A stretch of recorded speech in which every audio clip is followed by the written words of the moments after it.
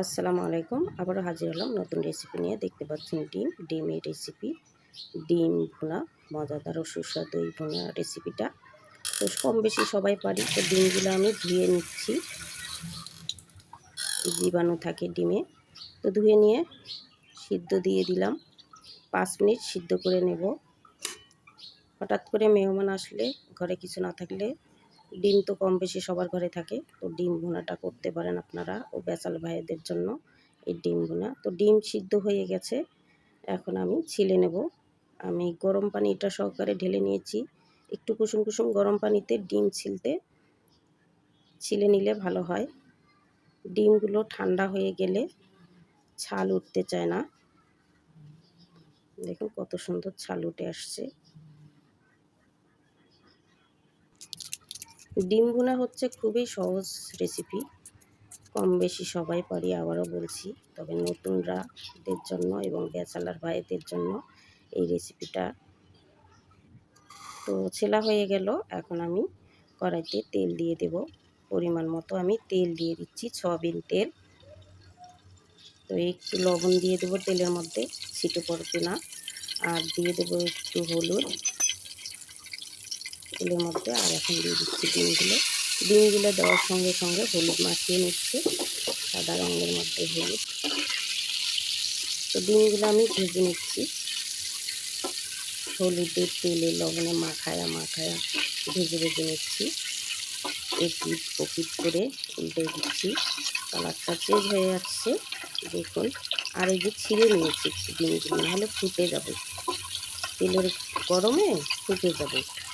এই জন্য ডিমগুলো একটু ছিঁড়ে নিয়েছি।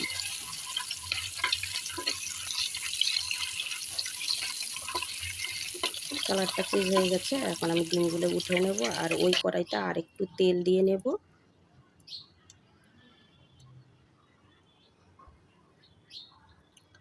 একটু গরম মশলা দিয়ে দিব, তেজপাতা, দারচিনি 1 পিস আর সাদা এলাচ দিয়ে দিলাম।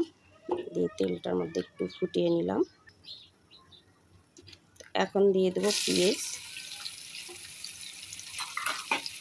কাঁচামরিচ চিড়ে নিয়েছি, কম হয়েছে তাই আরও দেব। দিয়ে দিলাম কাঁচামরিচ আরও চিড়ে, তারপরে ভেজে নিচ্ছি।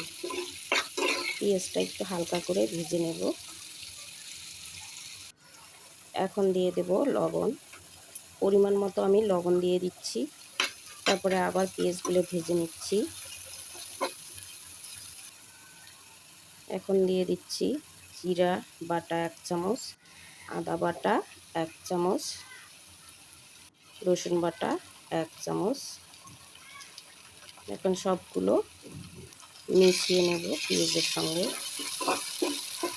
ভালো করে ভেজে নেব, না হলে গন্ধ লাগবে, কাঁচা গন্ধ। মশলাগুলো ভালো করে ভেজে নিচ্ছি তেলের উপরে। এখন দিয়ে দিচ্ছি হলুদ, আমি পরিমাণ মতো হলুদ আর মরিচ গুঁড়ো দিয়ে দিচ্ছি।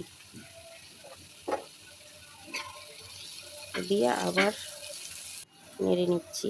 একটু ধনিয়ার গুঁড়ো দিয়ে দিলাম, দিয়ে আবার মিশিয়ে নিলাম মশলার সঙ্গে।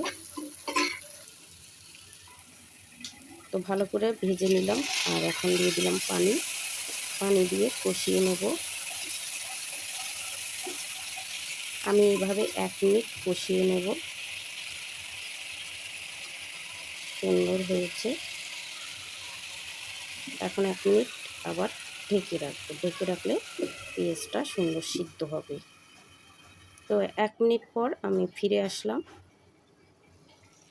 এই যে দেখুন কত সুন্দর হয়েছে, মশলাটা অনেক সুন্দর হয়েছে।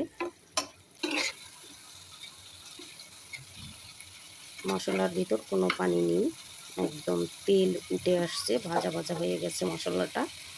এখন আমি ডিমগুলো ছেড়ে দেবো মশলার মধ্যে, ভাজা ডিমগুলো।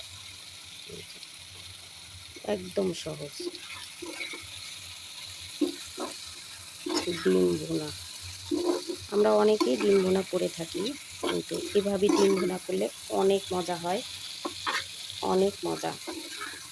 সাদা ভাতের সঙ্গে, বিরিয়ানি ও পোলাওর সঙ্গে খেতে কিন্তু দারুণ লাগে আমার কাছে। আমার হাজবেন্ড এবং আমার সন্তান অনায়াসে 1 প্লেট ভাত খেয়ে নেয়, আমিও খাই। একটা ডিম দিয়ে 1 প্লেট ভাত অনেক মজা করে খাওয়া হয়। তো প্রায় হয়ে গেছে, কত সুন্দর হয়েছে, খুবই ইজি রান্না। এই যে দেখুন ভাজা ভাজা হয়ে গেছে, আমি কোনো আর পানি কিন্তু দিইনি।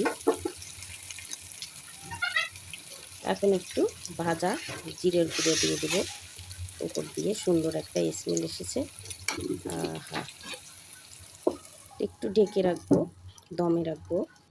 তো ঢাকনা খুলে দেখলাম। তো আল্লাহ হাফেজ, ভালো থাকবেন।